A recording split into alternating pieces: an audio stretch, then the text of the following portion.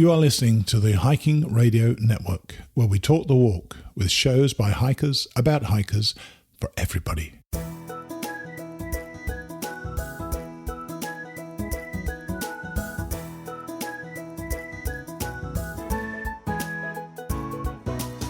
Mighty Blue on the Appalachian Trail, the ultimate midlife crisis.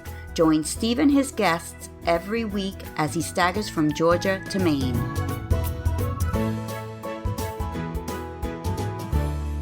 Hey guys, this is it. The end of my Camino trip and my return to America.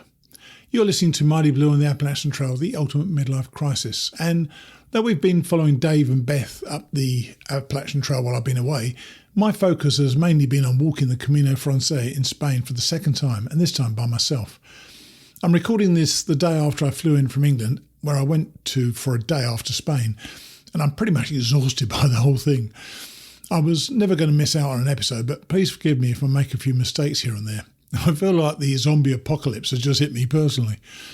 We're going to catch up with both Dave and Beth in the middle of the show, but I'll start today as I have for the past weeks, with 2 days on the Camino. Here is day number 32 and day number 33.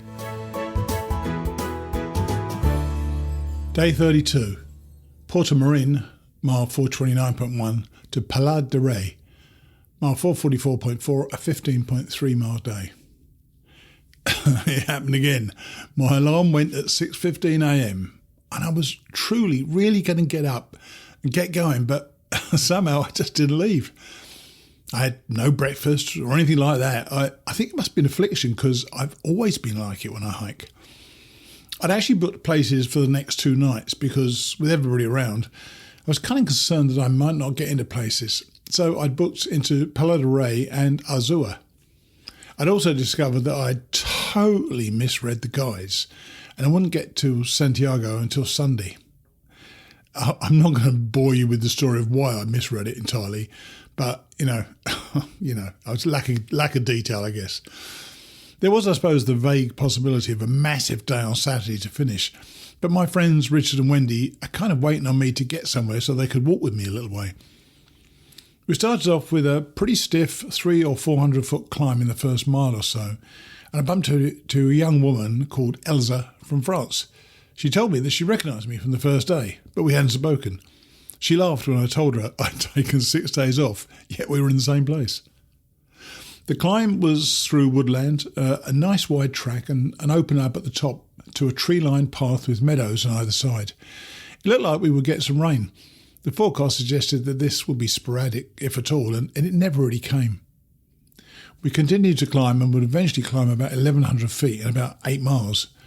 We were alongside the road for part of the time, and this was a busier road than we'd been used to. I should point out, by the way, that Galicia is by far the smelliest part of Spain that we've been in, mainly because we keep being directed through towns where the predominant road service is literally bullshit. I can't describe it any more than that. We're walking through it all the time and it just stinks. Then, of course, there's the pig feed and all sorts of stuff. Over the next few miles, we were in and out of forest, sometimes alongside roads, other times away from the roads as we generally moved higher. My legs are now so strong as to be able to cope easily with these climbs, and I'm grateful for the mileage I already have on my legs. At one point in the woods, I saw a fellow ahead of me. Didn't have the normal gait of a walker. His hands were swinging at his side and he moved slowly and deliberately.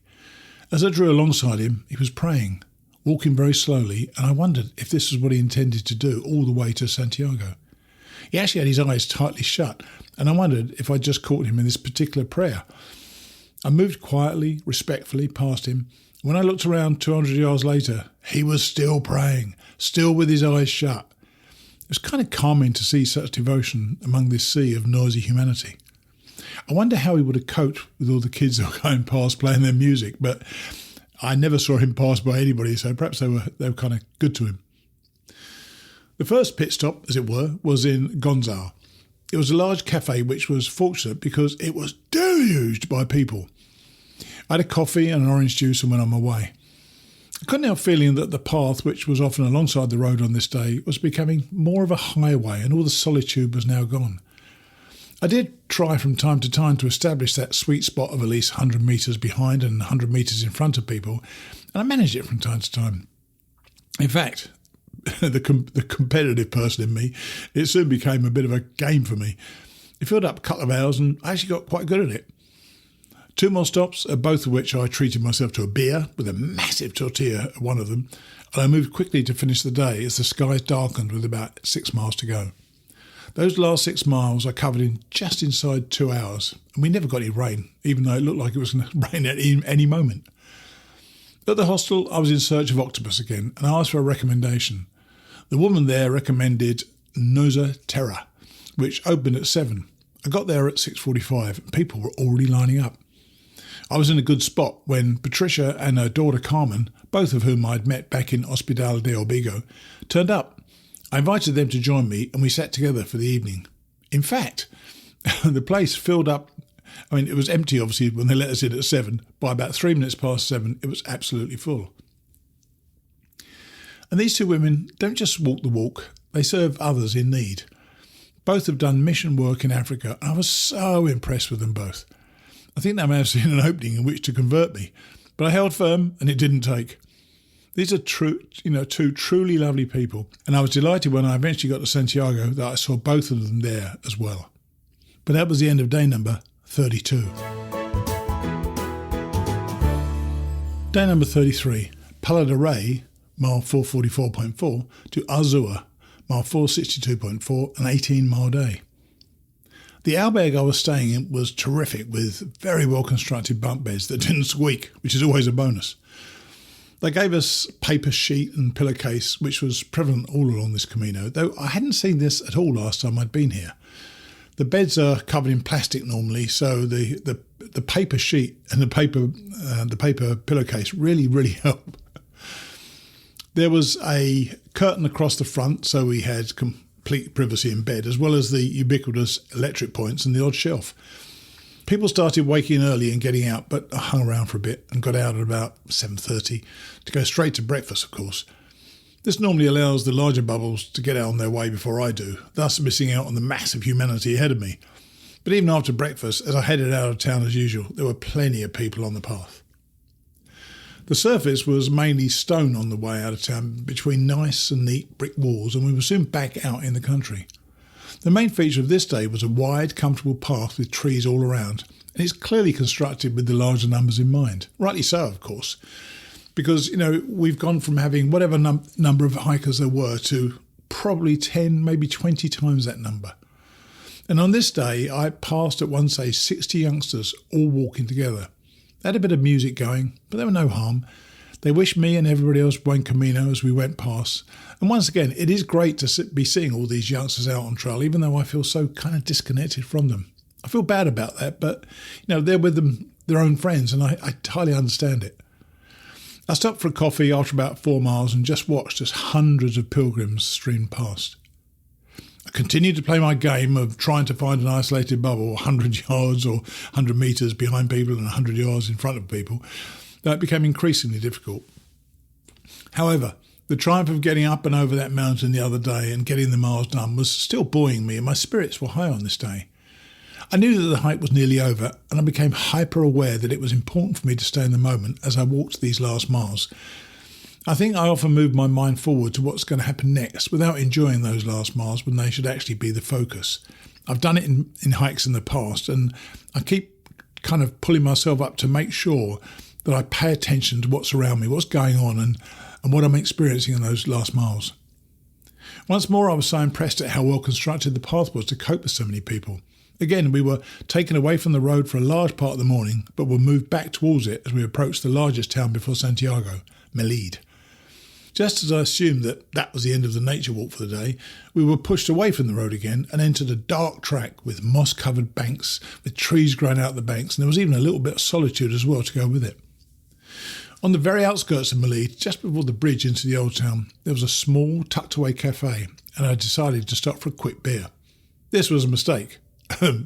Not only because it wasn't a quick beer, but it was only 11 o'clock and I didn't really want lunch by then. But when I went in, for some reason, I ordered a beer and a slice of tortilla. They gave me a slab the size of a dinner plate. And of course, I did all. I took my shoes off to relax and settle down. Unfortunately, that attitude lasted for about an hour. I just sat there and chilled out. After I'd rested, then got into Malid proper, I realised my error because there were so many good restaurants there, including a great one that Emma and I had been to when we came through last time. I think it was called Garnacho. And just like that, my mojo went away. I had to really force myself to get moving again, and I knew it would be a long afternoon. But it was then that I decided that what I really needed to do was to slow down and not speed up. I've been doing 18 and 19-minute miles. I decided to shorten my stride, enjoy the walk, intentionally look around all the time, and just take my time. It's quite remarkable what just a minor alteration in pace can do for your mood. Instead of doing 18 and 19-minute miles, I was doing 21, 22, even 23-minute miles. So with 8 miles to go, I would likely be only 24 minutes later than I would have been had I carried on doing 3 miles per hour. I can't really explain why this made me feel better, but it did. I've been experiencing some considerable swings of emotion in these last miles, and on this day I knew that I needed to slow down and just get there when I got there. The path through Malid was extremely efficient, getting us through town with minimal fuss. Once more it widened and took us past some farm buildings and a woodcutting yard. I stopped and watched a guy confidently handling these pieces of wood on a machine which split them so easily. It bloody terrified me. The infrastructure on the trail from Soria has increased quite dramatically, not only in terms of the albergues, but also the cafes and restaurants available to stop. Still enjoying my game within my walk, I suddenly found myself 300 yards behind somebody and 300 yards in front of somebody. Bloody perfect again. In Arzua, I found another great restaurant for seafood and met up with Christina, a forensic psychiatrist from New Zealand. We spent an excellent evening with good food, a couple of beers, and for me, an interesting conversation. So that was the end of day number 33. These days have started to go by really quickly, which always happens on my hikes, and some of the details have occasionally slipped my mind. But I hope you've seen how it has all changed for me as the final days slip past. I'm not sure how one actually prepares to finish a hike. It always feels as if the finish line is coming upon you too quickly and you're not really ready for it to be finished. You haven't thought through in your mind what this time has meant to you. I tend to find more meaning and revelations after I've finished a hike, and many of those thoughts take months, even years, to develop. Now, other people making memories out there on the Appalachian Trail are Dave, Beth and Andrew. Let's hear from Dave now. Hey Dave, how are you? Good afternoon, Mighty Blue. I'm doing pretty good today. And you are out of Pennsylvania. We're going to talk about that in a minute. But last time we heard from you, you were actually on Knife's Edge. What do you think of that, by the way? Knife's Edge was cool. It's if you get that kind of stuff in limited doses, it's fun, right? If it isn't the trail is spent, perilously clinging to the side of rocks all day long, that's fine. I did see a Facebook post, I think the day later, where a hiker broke their leg and had to be brought down from Knife's Edge. Wow. So, wow. Yeah. And in fact, I saw a picture. It was a shout out on maybe it was a Instagram post, a shout out from one of the hostel owners, and 3 of the hikers who had helped bring that person down were 3 hikers that I've hiked with. So nice. Yeah. Well, the funny thing is, those rocks, quite apart from the sharpness of them, we're going to talk about them in a minute, but it's the angles it gets your legs at sometimes. You could really damage your ankles, couldn't you? Well, absolutely. In fact, I take a little bit of I don't know what offense or whatever with the trail maintainers splashing blazes on the side of rocks and calling it a trail. Hello. Buddy. It's a little lazy or something. I don't know, but it's anyway. And of course, the Pennsylvania rocks have been in full force for you since we last spoke, because you were just into them. You mentioned in your notes that it's been slow and painful. Have your shoes been handling it okay or not? No, I think the shoes are a low stack height ultra shoe, less cushion. And, for the Pennsylvania portion, you need a higher stack cushion. You really need something, something a little bit more protective. I mean, I felt every pebble, every tiny little thing all of a sudden becomes, Yes. a poke at the bottom of your feet. It's a torture that, I'd have given up state secrets if they had been if the trail had been looking for them, right, I actually changed my shoes before Pennsylvania and before New Hampshire because I kind of knew what was coming. So that worked Yeah, out quite well. And I get new shoes and they handle the rocks quite well. And like yeah. Beth, you're going through some pretty warm weather. From my memory, Pennsylvania wasn't only rocky, it was especially dry. Are people helping out with water caches and that sort of thing? Yeah, we have been finding water caches, if not regularly, so, a few enough that you're like, oh, that's a lifesaver. I just found one about 15 minutes ago here where I'm at right now, which is not Pennsylvania. Um, and so even though the strange part about it, Mighty Blue, is that we've had nothing but rain. It's pretty much since I got back from Montana. Wow. So it's been over a month. It's been nothing but persistent rainy weather. It's sort of like rainy weather interspersed with a sunny day or two. And even Which the days that hasn't been raining have been gray and misty, so I'm it's sure, not and I'm been sure they're very humid as well. The ones that are warm must be humid as well with all that water. exactly. So any day that even remotely starts warming up, then boy, the humidity comes up. And Yeah. and as you call them, the mozzies, I've been afraid that the swarm of them were gonna pick me up and carry me away. They are persistent. Oh, yeah. And it made me laugh out loud when I read your notes about crossing the bridge over the Lehigh River. You wrote, I didn't expect what I got next, the climb out of Palmerton. Now, that was a Yeah. favourite of mine. So, but tell us about I your impressions of that climb. I don't know what British sense of adventure you brought to that little bit of trail, but I it's not the climb, right? It's very steep. Okay, fine. We're used to pushing ourselves uphill. Sure. It was just quite a bit of rock climbing with the face of rocks that are as high as my chin. And you're trying to find clefts. It's again, I take umbrage with this idea that they splash white blazes on rocks and say, "Here's a trail." It's not a trail. It's a bunch of rock face, and It's a I think trial. yeah. The issue I have with it is that it's not always clear which is the best line. So skiers talk about the line, and rock climbers talk about the line. Novice rock climbers go, which way do I go? And you kind of go right, and then you start climbing up, and you get 10 feet up, and you realize there's no line left, and Yeah. and coming down is not an option. So I think if the trail maintainer is going to require you to have you go through these parts of the thing, they should be a little bit more, I don't know, clear as to where the line is. It would be safe. It would be safer, but you make it over, you keep going, right? And actually, reading through your notes and talking to you now, you seem to have been getting quite discouraged by the rocks, but it's definitely a mindset thing, isn't it? You know it's coming, and even though you're prepared for it in your mind, but you just have to push on through. Well, that's it. I think we even talked about it last time. It's discouraging from the standpoint of there's no break, there's no one, you don't get one free step, as I call it, right? And so it's Yes. just your brain is just constantly drilled down into that mindset, and so Mm. it's discouraging in a sense that it feels endless, and yet here we are. I'm out of Pennsylvania, so There you go.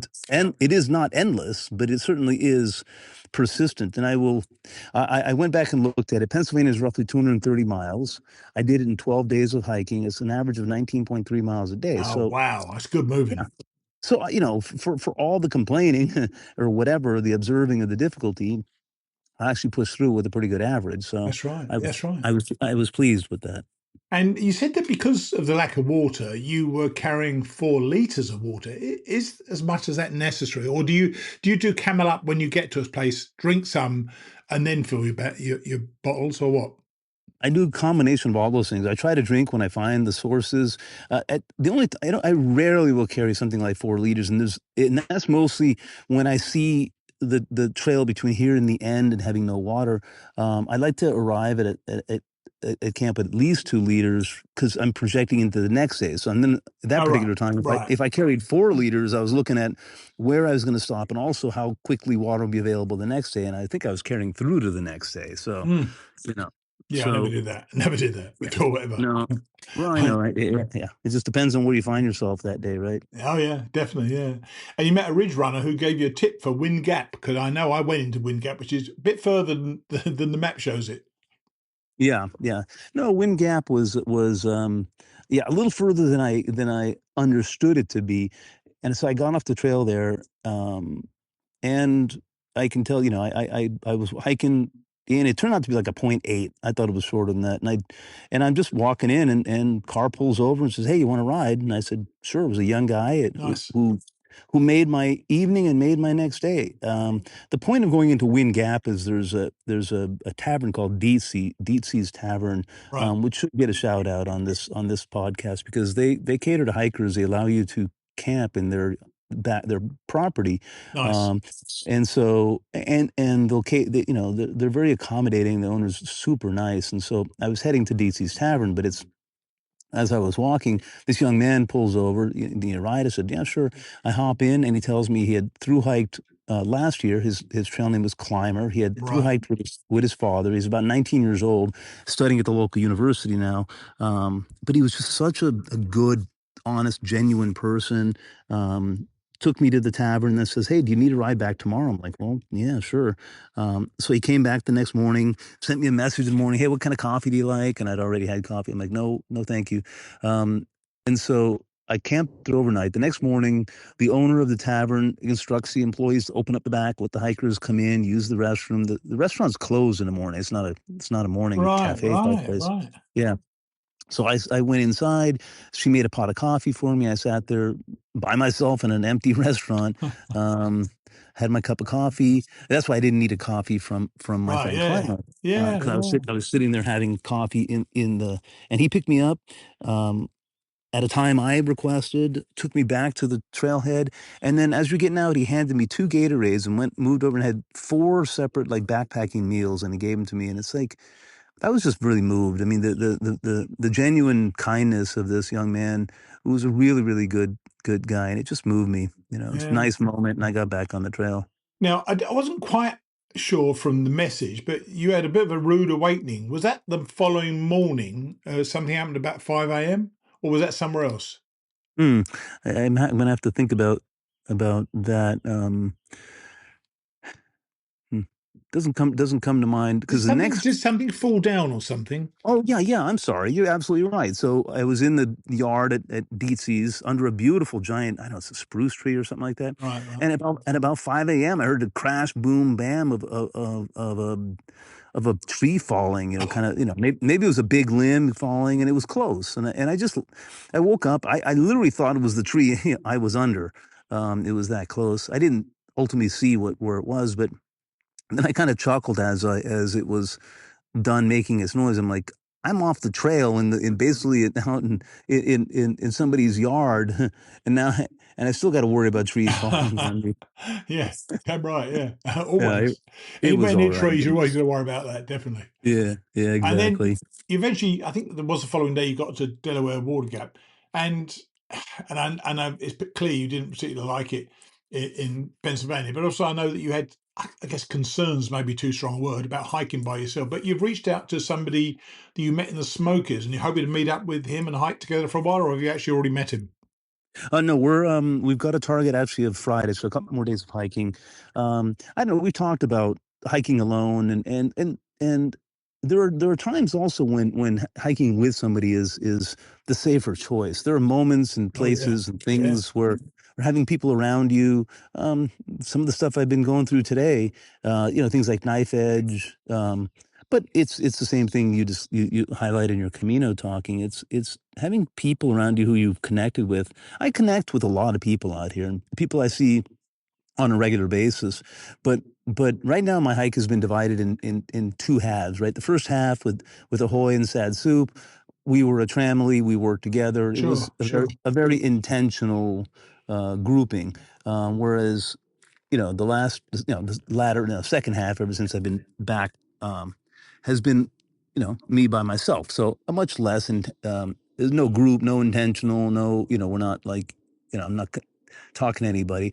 And it's to describe it as lonely is can be accurate in a sense, because in the same sense, there's plenty of people around you stop and talk to, but without this sort of genuine connection to somebody you're sharing moments with, I think I mentioned entering Harper's Ferry with a hiker named Boomer that I had hiked with, and just being able to enter Harper's Ferry together, it was just a joyful moment. High Yes, fives, yes, yes. pictures of each other, Yeah. kind of stuff.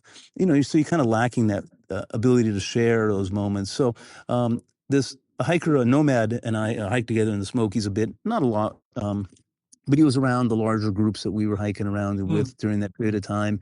And I've been kind of following him on Facebook, and he's been kind of ahead of me and behind me for the whole trail. And so I reached out to him, and he's kind of dragged his feet a little bit, not too much. I was pushing enough of miles to catch up. And so by Friday, we're going to catch up, and then we're going to go off trail for a day Saturday. Nice. Nice. Yeah. So then hike on. Great. And then hike on from there. I mean, the story of getting off the trail coming up, maybe I'll talk about it next week. It's nothing particularly, it's interesting, but nothing particularly like, wow, we got to talk about it. So we'll talk about it the next time. But okay. Anyway. Now, always makes me laugh, this bit as well. Not that you wrote it, but I always think about it. People say, I got out of Pennsylvania, I got to Delaware Water Gap. And then, of course, you discovered the truth that we all discover. The rocks don't actually end at the Pennsylvania-New Jersey border, do they? No, not by a long stretch, other than you get a free shot across the Delaware River like George Washington entering New Jersey, right? That's right. Which was, of course, pouring rain and by myself. So it was kind of interesting. You get about 2 miles of flat, calm, and it was kind of interesting to cross that bridge. It's a road bridge, very highly trafficked, very noisy, and then wet, and so the spray. And then you get back in the hills, and it's just like it was when you walked down in Delaware Water Gap. Nothing changed. Yes. It took until about High Point State Park, I think it is, in New Jersey, which is 50 miles, I'd say. Yeah, it's a few miles into New Jersey. Yeah. For things to start changing a bit. So. Yeah.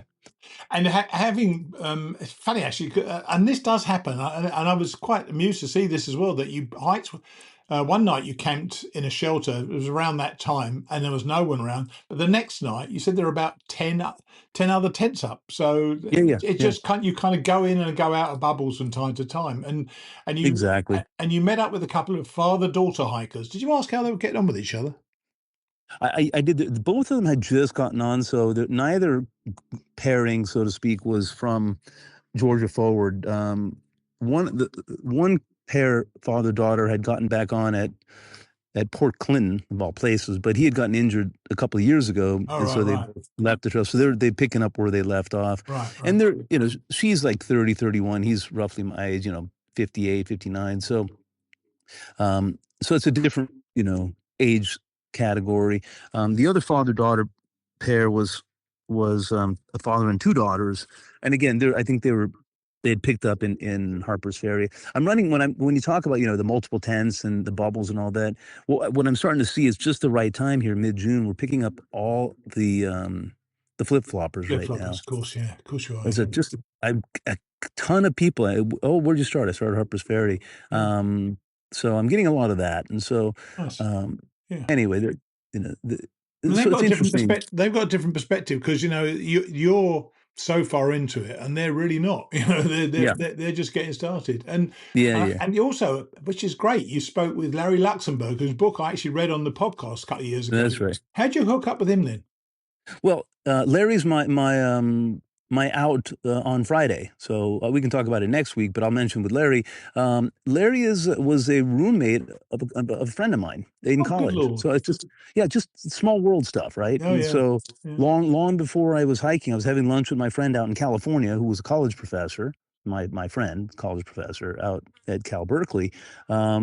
And we were talking about the Appalachian Trail thing. He goes, "Oh, I've got this friend Larry who's out on the East Coast, who's very much into it. I'll connect you with him." And it turns out it was Larry Luxembourg with the book and the Good Lord. and so I've spoken to Larry a couple of times. He's picking me up on Friday, taking me off trail, and so anyway, it's random stuff. And which you're also getting New Jersey, hit the boardwalks. They're a bit of a relief, aren't they? And you go around that long nature preserve as well, don't you? That's correct. That was yesterday or the day before, but it was fascinating because there are 2 days in a row when you kind of get that one where you walk on the kind of grassy area around the nature preserve, and then the next day when you get like a mile of true boardwalk. It was just I hadn't expected either because I don't grind down on the Far Out app and drill down to every detail and what's coming up next. I just kind of take what I see, and so you should be able to tell when it looks flat. There's a good chance Other it's a than bauble. yeah, you look at them like, wow, that's really oddly low and flat on the elevation profile. So, yeah, although it's been raining so much that the boardwalks are not your friend. Oh, of In fact, course, yes. I Yes. wiped out on one this morning. Wow. It's just one of those steps where you take where I looked at it and you could see the actual boards were a little sideways, so it had Mm. sunken too far on one side, and I'm like, that's dangerous. And without missing a beat, hit it in stride and went There you completely go. sideways. Yeah, you're right then. And You're right. It was dangerous. I was 100% right, but I didn't do anything about it Oh, when I dear. observed it, right? So they become more of a nuisance, and the same with the rocks. Talk about the knife edge and all that. Oh, yeah. Yeah. We had a lot of rain. We had a very strong storm come through overnight. Was in a tent, just pounding rain. So everything's been super saturated and everything's wet. The rocks are wet. Everything, it's like like trying to catch a greased pig at the fair. It's I've never tried that. I'm sure that's a skill that needs to be learned somehow, but I won't be trying to catch a yeah. grease pig at any fair. And you found that really great store where they sell all sorts of food just before a 1,000-foot climb. I think is it Wayawanda Hill or Mountain or Mount Wayawanda or something like Something that? like that. Why I wonder, I think you're absolutely right. You come out of these boardwalks, um, and then the climb in front of it's called Stairway to Heaven. Shout out to Led That's right. Zeppelin. Yeah, Um, of course. and there's a little hot dog stand. So I was like, I'm going to the hot dog stand, right? Um, and I get there, it's like 10:15. I'm like, no, they're closed. They open at 11. So I went to the big store. They sell a lot of baked goods. It's a big store, but it's Yeah, a very sort of like farm stand kind of yeah. place, and Nice. even a nursery. In a nursery, they sell like plants and stuff. And Sure. so I ate a hiker's meal of various and sundry items that could have fed a family of four. Of course. Uh, and then I immediately left and went straight up. I think it was 1,000 feet of climb over a Oh. mile. Over a mile. So That's tough. That's tough. So you did yeah. it, and it's all good. You did it. That's the best bit. And you ended the day in the drive-in movie place, which I've never been to, by the way. Oh, you haven't? Okay. What's the deal? You just go in and you can park your tent there and just watch the movie from your tent, I presume. Absolutely. So Warwick, it turns out it's Warwick, New York, Warwick. But you're still in New Jersey. There are two ways into town. You cross one particular turnpike and another one. So I got a shuttle in. So their deal is they have this sort of grassy knoll they have three screens and you can see them all from your tent. And now they're charging. Used to let hikers go there for free. Now they're charging $5. It's a Right. nominal amount. And then if you want the audio, they have a radio they rent you for $5. Nice. And if you feel the need, they'll rent you a chair for $5. And so, and you can watch any of or all of the three movies. They start at 9 o'clock, when things start getting a little bit dark. But it was raining. Way too late. Way too late Yeah. then. Well, of course, combination. It was 9 o'clock and it was raining, of course. So. Oh God. So I didn't partake in the movies. I mean, it was one of those experiences I wanted to have, but I was the only hiker there, so there we go again, right? So a little bit of that, and it was raining, so it was fine because it's right next to a big old ShopRite store, and I needed some resupply anyway. So Right. the detour worked out, but it wasn't as cool, so to speak. Is as it much could off have been. train? Is it much off trail? Oh yeah, it's about 2.5 miles, so you're not going to do it. Walking. That's what I grabbed a shuttle. Right. each way. Yeah. Definitely. Yeah. Well, look, I'm glad you hooked up with that, or you're going to hook up with that person that you're going to hike with coming up. And what mile are you up to, Dave? By the way. We are at I keep saying 1375. I am in Wow. I am in the great state of New York. I am no longer in New Jersey. Wow, how about that? You are moving, man. You really are moving. Jeez. Yeah, I crossed into New York this morning after my wipeout on the last bit of boardwalks. How many times have you fallen, by the way? How many times have you fallen so far? I think I'm up to 4 or 5 because then I went up onto the rocks where the New York New Jersey border and everything is greased lightning up there. It's like I could not. I mean, it's funny and it's not funny in the sense that I could not stand down. You can't. I couldn't hike down the rocks. Yeah. Face these long sloping. Everything's slick as, and I had to go down scooting on my butt. I I'm mean, sure. I feel like I'm, I had to hike, 2 miles on my butt today, and it's, I'm not sure my shorts are going to survive. To renew your Yeah. shorts. Oh dear. Yeah, Well, look, exactly. I'm glad we've been able to catch up. Yeah. And I kind of like recording this way through FaceTime, so maybe we're going to keep doing that. But Yeah, sure. we'll catch up again next week, okay? Thank you. And Thank say you, hi Mighty to Blue. Larry for me, by the way. Will do. I'll see him on Friday, and you have a great day. Okay, mate. Cheers. Welcome home, and cheers to you. Cheers. Bye. It is amazing to me that Dave still seems alone out there. In fact, as you're going to hear in a moment from Beth and Andrew, they still find it kind of quiet. While I wouldn't say that the trail was jammed when I was out there, there were always people around to share some time with whenever I wanted to. This seems to be a quiet year, and I wonder how this will develop going forward and what it means for the trail. Now, let's hear from Beth and Andrew as they close in on 1,000 miles. Hey, we're back on with Beth and Andrew. So how are you guys? We're great. Yeah, great. We just got a shower, so Oh, well, that's always going to make you feel good, isn't it? Is that rare? Is that a rare occasion these days then? Well, I mean, it just is, it's been so hot and humid that everything stinks. Well, even coming back from the Camino, which I did last night, my bag is really humming. It's awful. You just can't get over it. And I stayed in the place every night, so I had no excuse really, but it just gets so hot. Last time we spoke, I believe you were at Stanimals in Glasgow, and you say the second night after a long slack pack. Now, I know they've left you now, but you were really making Katrina and Laurie work, weren't you? Because it was a 22-mile slack pack or something. Yeah, that was our longest slack pack, and they did very well. It was a tough day because it was just so hot and humid. Did they enjoy it? I mean, they've gone back now. I mean, do they think, thank God this is over, or were they thinking this is something they'd really like to do a bit more of? they said that they would, if they could, they would go on longer. Wow. So maybe they were starting to get their trail legs, but those first few days when they were on the trail, you could tell that they were hurting. Oh man. Yeah, of course they are. I mean, really, it's like that first day of the Pyrenees, isn't it, Beth? Yes. That 17 miles, bloody nightmare. And somehow you got involved in a potluck supper at Glasgow Church. Is that a regular thing, or is that a big hiker feed specifically for this week or last week? So it's every Monday for like 10 weeks. They do it because the one kind of restaurant in town closes on Mondays. And so then the church has a potluck, and it was wonderful. And I suppose the problem with giving a hiker feed is people will just keep eating and eating, won't they? Because you must really have your hiker hunger now. There was a lot of food. There's a lot left over. So Yeah, it was good. I think it was one of their smaller crowds because we looked at the other pictures from weeks before, and there seemed to be more people. One of the things that Dave has mentioned is that he really is hiking often without people around. Are you still with people around? I know that you've been with your two friends as well. So, I mean, you've got your own little tramley, but has it been as busy as you expected it to be? I don't think it's busy at all. Like, Yeah. we can go all day and see just 3 people. Yeah. That is Yeah. remarkable.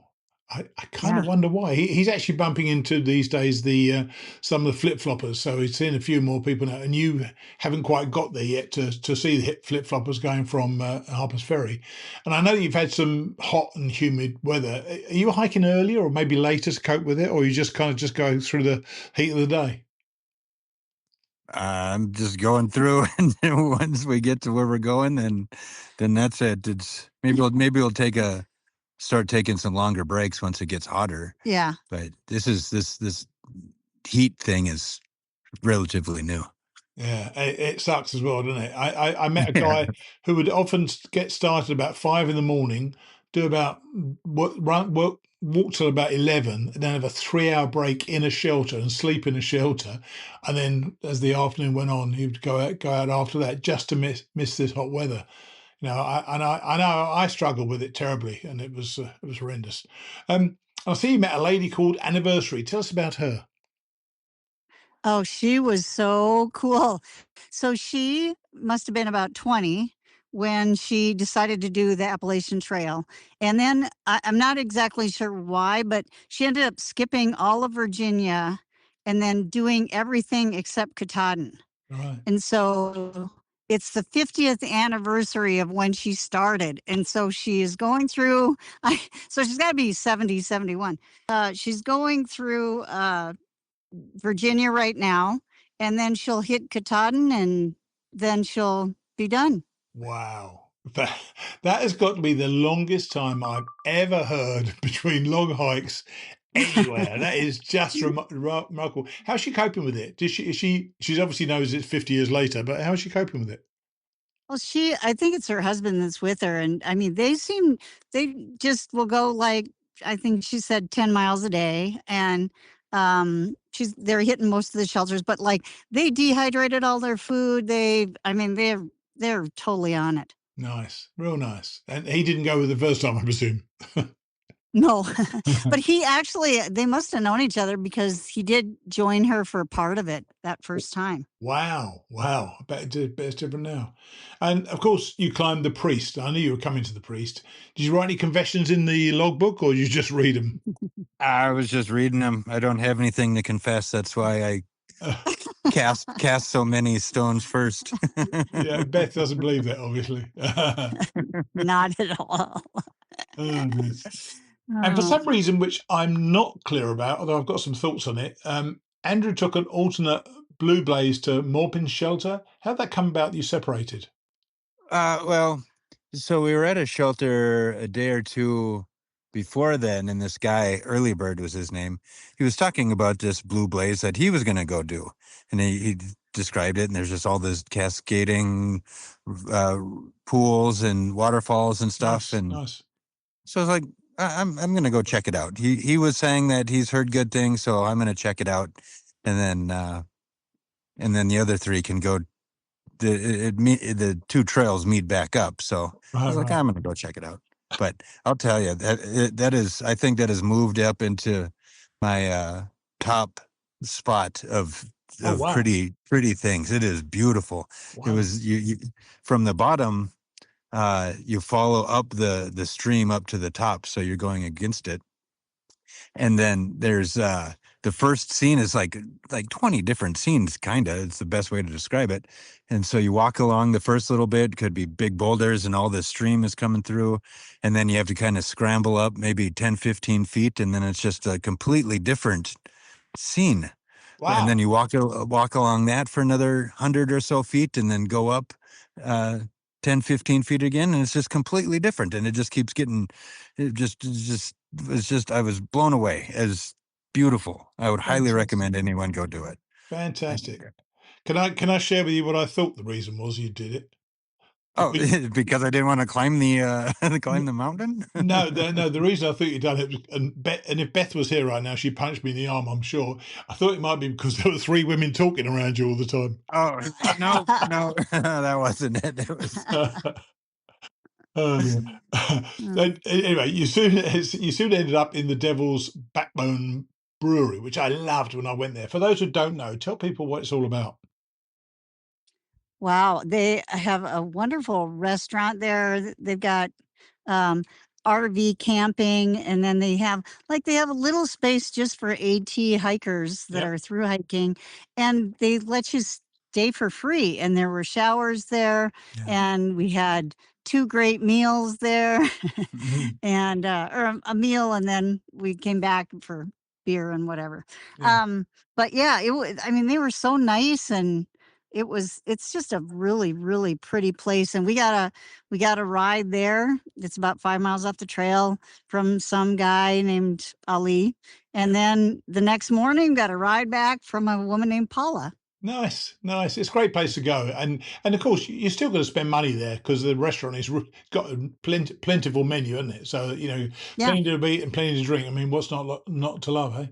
And I don't know whether you know, but a couple of years ago, unfortunately, this whole thing was blown apart by COVID.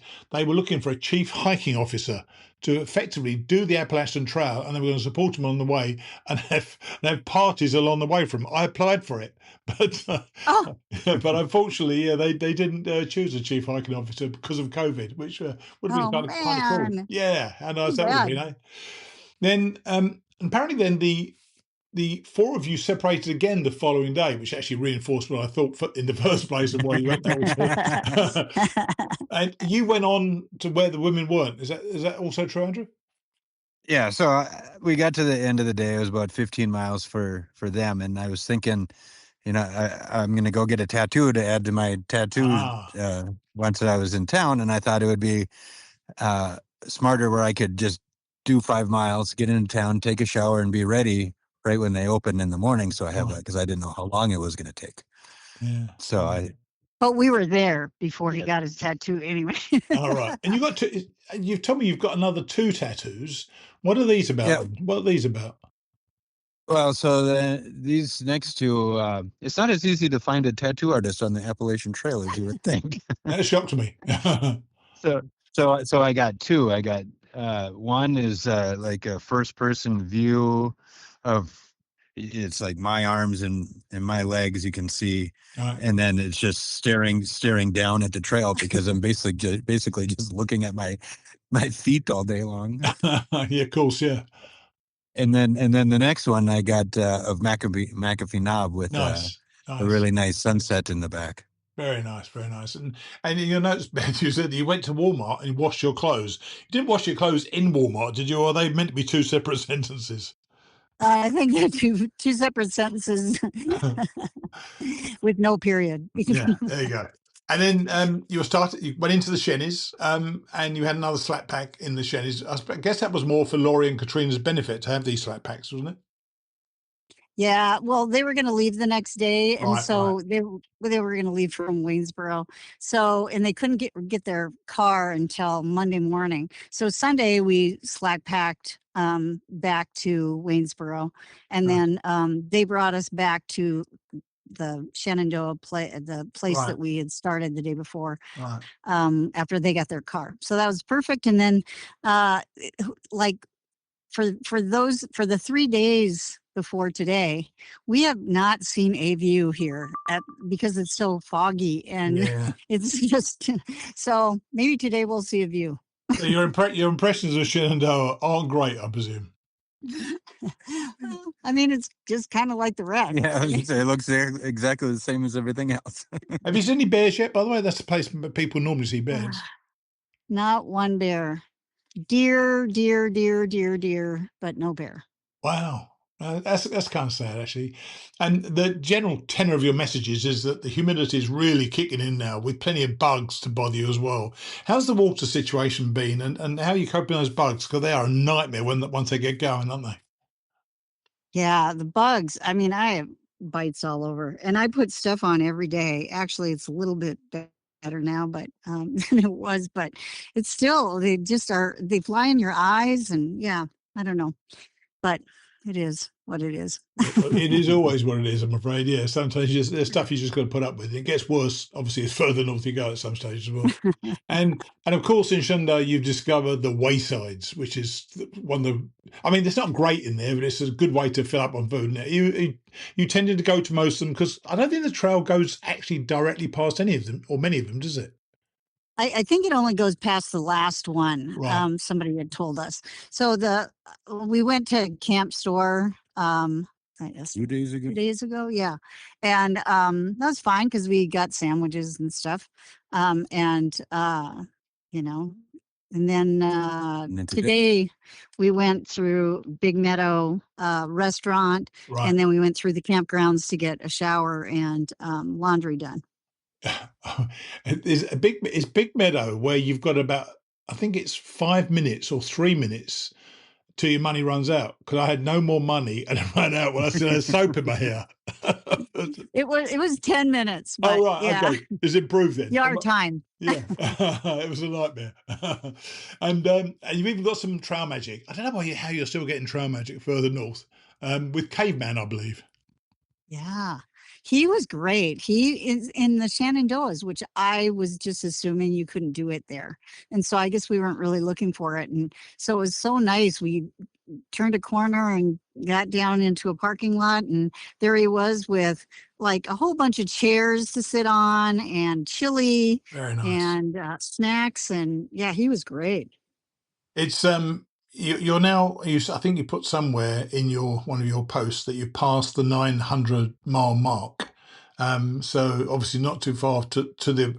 You're going to see about 8 or 9 1,000-mile markers, by the way, because people are making them all over the place. So you've got those coming up. How many miles actually are you now in total? We're 925 yeah, or something. 925. Yeah, Wow. 925 to 927, something like that. Getting up there. It's definitely getting up there. Mm.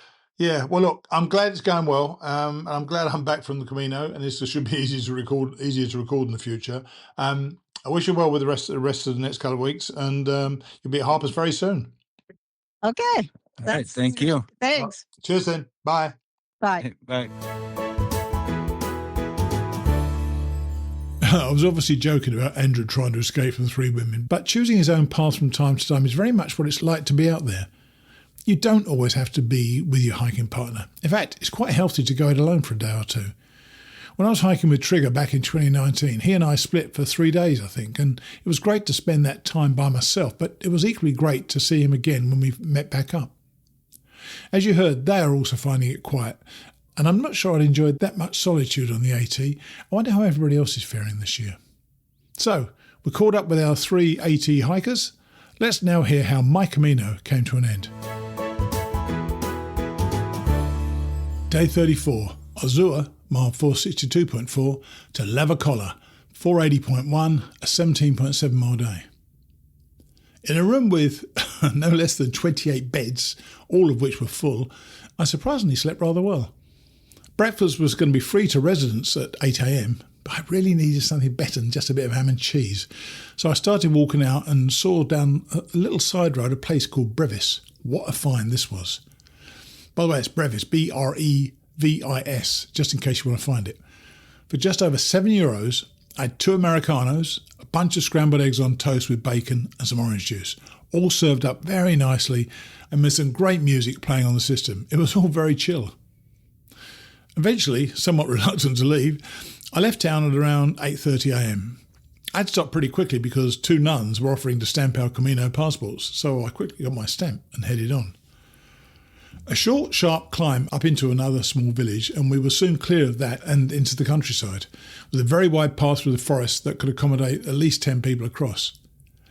And I recalled some of my abiding memories from my Appalachian Trail hikes, and one of the sounds that I particularly remember from the AT was trains in the distance. It was striking to me then, and I remember it so clearly now. On this trip, though, it's the birds. There are so many birds around you, and you can hear them all day long. And maybe it's otherwise silent all around you, but there are always birds. It is definitely the soundtrack that I'm going to remember. That path soon started heading down, and it felt like a bit of a roller coaster as we were sharply down and then straight back up to the top as we came to a small village. I tended to bypass most of the cafes which had legions of kids in them, but I eventually found somewhere that allowed me to take a quiet snack, so I took the opportunity for about a half hour. The pathway by now has become very user-friendly. It is often banked on both sides, and you can get easily 8, 9, 10, 15 people across. Even the topography is gentler than it was just 30 miles before. In another small village, I came across another of those bagpipe players. This guy seemed to know what he was doing. So it's either that, or it's the same bloke we saw the other day at O Sobrero, and he did actually get bagpipe lessons. It sounded pretty good. Finding a bubble of silence became a high point in my day. I kept positioning myself, and just for a short while, I'd have those few seconds of silence. And then I realised I was so ready to be done. Here I was, playing games to pass the time, almost competing with myself to win something. My friends Richard and Wendy had flown out from England to meet me in the hope of walking the final few miles into Santiago with me. Here I was, playing silly games to pass the time as I whiled away the day. Before, I'd never needed the day to pass. Before, I'd embraced it all, but now I was done. This wasn't the trail I'd grown to love. It was a conveyor belt designed to push as many people as possible into Santiago. I mean, I know this is how it has to be, but I'd still been kidding myself that this was still a path I wanted to be on. I was never going to quit, of course, but it was now a case of getting as far as I could on this day to get myself within just 6 miles from Santiago, then spend as much time as possible with my friends before I returned home. I pushed on to Lavacolla and called a cab. That took me into the city and close to the cathedral, but I didn't want to see it until I'd walked there, so I made sure I didn't see it. I booked into my hotel and went to meet Rich and Wen. They are great at scouting out places, and let's face it, they've been there for a few days already. And so they suggested a neat little bar just a couple of 100 yards from the cathedral. We sat, had a few drinks, caught up as if we'd seen each other just a week ago, and watched the world go by.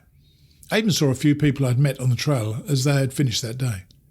When I went to bed that night, I reminded myself that I'd need to stay in the moment on the following day, not only for myself but also for my friends. I was so happy they'd be with me at the end. And that was the end of day number 34. Day 35, Lavacolla, mile 480.1 to Santiago de Compostela, mile 486.3, a 6.2 miles day.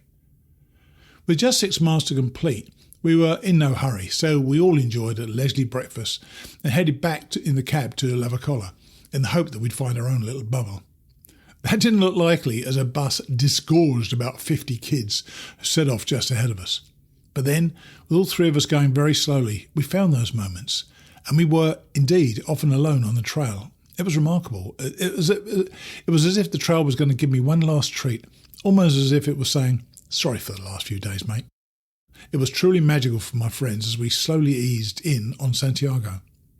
We stopped several times in those 6 miles, as much to enjoy our time together as it was to have a rest. Then, when we were within 300 or 400 yards of the cathedral, and in an unspoken gesture, Wendy and Rich held back to give me a moment by myself to finish. Wendy started filming me, and I have plenty of pictures of me walking up the short hill beside the cathedral, passing under the arch and then into the square where the cathedral is. I was very conscious of being filmed, but I made myself think of the past 5 weeks and the joy I'd taken from the Camino. I thought of the friends I'd met and the stories they'd shared with me, as I had with them. Many were people I'd never see again, but they'd opened up to me in such an intimate, unselfish way, while I'd allowed them to see the grief I felt about Rob and about Diane. I turned my head away from the camera as I knew tears were forming, and I wanted to get that moment, that celebratory moment, as I entered the square. Richard came forward and hugged me, as did Wendy, and it was over. As I mentioned previously, I bumped into Pat and Carmen in the square, and we were all so happy for each other to have made it to the end. Rich, Wendy and I spent the rest of the day back at the little restaurant we'd been at the night before, with a little break for a siesta in the afternoon. It was a magical end to a magical day that, without my dearest friends, would probably have felt flat for me. And that was the end of day number 35 and the end of my Camino. So that's it. Another hike in the books, and I realised somewhere along that trail that since I started hiking in 2014 on the Appalachian Trail, I've hiked or walked on trails some 10,000 kilometres since then. Makes you think, doesn't it? Next week we'll return to the old format, and I look forward to sharing more hiker stories with you in the coming months. I'll see you next week.